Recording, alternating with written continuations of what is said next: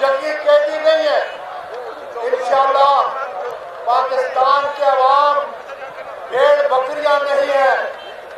اللہ کے فضل سے لاہور کے قائدین کو میں سلام پیش کرتا ہوں جنہوں نے آج روڈوں پر نکل کر اپنا احتجاج ریکارڈ کرایا. میں وکلا برادری سے کہتا ہوں کہ عدالتیں مکمل طور پر بند ہو چکی ہیں. ہر ادارہ ایجنسیوں نے ختم کیا ہے.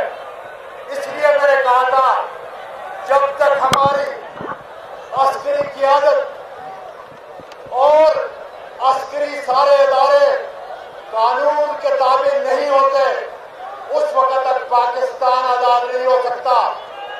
آج بھارت $5 ٹریلین کی معیشت بن چکا ہے، لیکن میرے لوگ، میرے پاکستان کے لوگ پیسے جیب میں ڈال کر آٹے کے پیچھے بھاگ رہے ہیں. انشاءاللہ ان سے انتقام لیں گے. اور میں اداروں کو بتانا چاہتا ہوں کہ اب قانون کی پاسداری کرو. عدالتوں کو کہتا ہوں انصاف اور عدل کا نظام پیدا کرو تاکہ فری فیئر الیکشن ہو.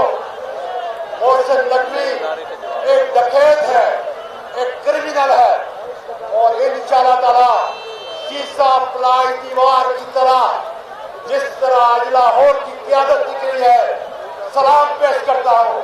انشاءاللہ فری فیئر الیکشن کرا کر باجوہ کی باقیات سے ہم اپنی جان خدا کے بدلے چھڑائیں گے.